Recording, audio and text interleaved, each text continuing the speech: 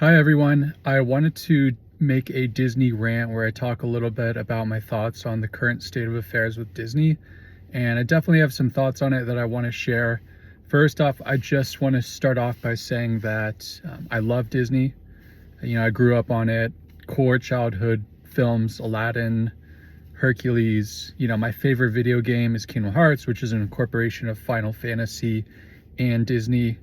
And I wanted to start just by saying this, but it's no secret that this year for Disney has been very abysmal.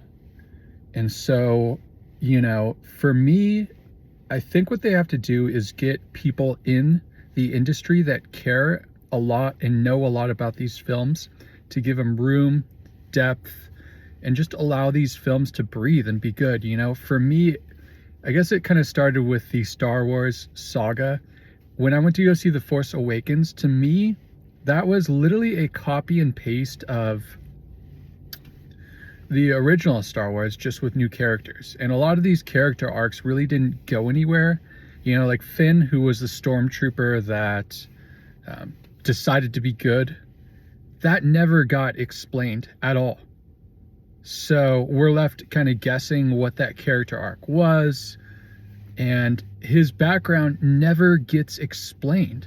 And that drove me crazy. It's like, okay, you have these characters, but you never explain who really they are or what even happens to them.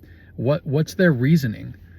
And it's hard for me to get behind characters like that, where it's like, I don't really know too much about this character. You're just saying he is kind of what he is, but you're not telling me the why. You're not showing me the character development, the story arc of what makes him make these changes. Why is he no longer a stormtrooper? I can't tell you because it never got explained. Disney never explained it. And then the whole fact that the very first one was like, hey, this movie was great, I'm gonna copy and paste everything. Oh, you like Death Star? Here's another Death Star. You liked bad villain? You liked this Jedi who is this farmer and grew up on this planet not knowing who they were? We're going to take all those ideas and we're going to duplicate it. And it was just like, you know what? No. Originality. Give us a new flavor. Give us a new script. Give us some freshness. Give us something new. So I think that's where things started kind of deteriorating for me with Disney. And I wanted to talk a lot about the 2023 year. The Marvel movies, I am a DC fan, but I will say the Marvel movies have been fantastic. I really liked how they orchestrated and structured all these characters that maybe you didn't necessarily care about, but they got such good actors to fill in and really bring those characters to life. So, Chris Evans with Captain America, Robert Downey Jr. with Iron Man, Hemsworth with Thor. Those were all great characters. And for them to slowly and deliberately throw those films out and peel back the curtain to build and escalate it to this confrontation with Thanos was incredible. The way they did that. They show you, oh, here's one Infinity Stone in this movie. Here's another in this movie. Here's the Guardians of the Galaxy. And they build up these characters and then they build them in magnificently in this confrontation and this big climax event with the Avengers, Infinity Wars, and Endgame, which is one of my favorite movies just for how masterfully they did that and how well the team worked. The chemistry that they had was just so good. And then there was this year. I was so excited for the Ant-Man film. I'm not an Ant-Man fan at all. To me, he was the weakest Avenger, because I didn't really care enough about his character. But this year I was so excited because I knew that Kang the Conqueror was going to be seeded into his film. And so I thought that they would do something really significant with his character in this film. And boy, was I wrong. I resisted the urge to go see this in theater, even though I did want to see that Kang component. When I watched it on Disney Plus, I wanted to shut it off halfway through the thing. It was very underwhelming. The villain, the characters, the story arc, the CGI, the overall blandness of it just was exhausting to me. I couldn't get behind it. I didn't enjoy it. And so that was sort of the start. And then, I don't know if you guys have heard this, but the Marvels film, which looked abysmal to me from the get-go, made 47 million opening weekend. Just so you guys know, that's the lowest a Marvel film has brought in that weekend, all the way back to the Incredible Hulk film that came out in 2008, so roughly 15 plus years ago. So that to me is just absurd. And then the fact it has a 78% drop off. And this movie looks abysmal. So I think Disney has to do a little bit of technical analysis when they come out with these films. And I know that they're trying to innovate and like bring in these fresh ideas, but you have to do a little bit of technical analysis. Who is your target audience? Who is your demographic?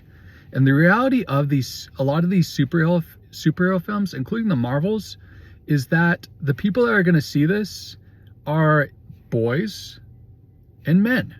Let's be honest, a lot of females aren't going to see these films. I mean, there are going to be some, but I mean, this movie was geared towards basically young girls and, you know, basically parents that have to take them. I've heard that there's a planet where they're singing and Brie Larson is a princess. What about that makes me want to go see this film? There's nothing in there that says, hey, I'm excited to go see the Marvels. Oh, because they're going to have one end of credits scene. But then you take these two underwhelming characters and you throw them in there with Brie Larson. How about you add a little bit more continuity to that? How about you add Thor, or I don't know, maybe some of the other characters? What about Wakanda? Like something in there where we can resonate and care and you can build on this. But you know, Disney has to do some technical analysis on who is their target demographic for these films. Who are we catering to? Who is going to be the people that spend their hard-earned money to go and see these films? And they were trying to kind of come up with this like Powerpuff Girl idea. And I'm sorry, but this just looks so bland from the get-go. And the reviews have been less than positive. And the fact that Indiana Jones came out this year, and that was another one where I saw the trailer and I was so excited for it. And then I saw the Rotten Tomatoes score. I think it was like in the 20 or 30%, and I heard it was utterly abysmal. And they're just at the point now where I feel like these franchises are being run into the ground. So for me, Star Wars, you retcon the whole Palpatine thing and basically disregard the whole balance to the Force, you know. So Star Wars, for me, that trilogy was ruined. And now Indiana Jones, they're running out of horses to put in the race. And you have to focus on the quality. And maybe it's the whole fact that they fired their CEO, Chapek. He stepped down. Bob Iger is back. So maybe this will be a better year for quality assurance. But Disney really has to tighten the hatches. Make sure that there's quality. Make sure that they're like, you can add freshness, but have a little bit of respect for the original film as well. You know, if you're going to be doing these remakes, because, you know, I'm already looking at the Snow White and the actress is coming out and she's basically like dissing the original. Oh, it was made 85 years ago. It's so out of date. And it's like, no, have some respect for the source material. Say, you know what? I'm honored to be a part of this. I want to bring something. I want to bring this to life. I want people to enjoy it. You know, we're going to try and stay true to the original, but maybe add a little bit of freshness. I mean, that's the attitude that you have to come into. And you know what? I'm just not excited for some of these Disney films. Wish just is dropping, I think, this week. And I'm looking at the Rotten Tomato reviews, and it's bad. So, you know, if you look at the Disney stock price, I think they're at roughly hovering around 80. The high was around 160, 180. So they're down significantly. So Disney, again, do some quality assurance, bring in people that care about these films, really know them, and want to make them good for audiences. You know, you don't have to just change everything for the sake of just changing it to to pander or whatever it is you're doing, make sure you're putting out quality content, and make sure that the test screenings are good. Do some technical analysis, see who your target audience is, and I'm hoping for a much better years for Disney ahead of them. We look back at that whole VHS segment of Disney, and they got better after that. They did things after that. So this could be just kind of an up and down trajectory for Disney, is what I'm hoping.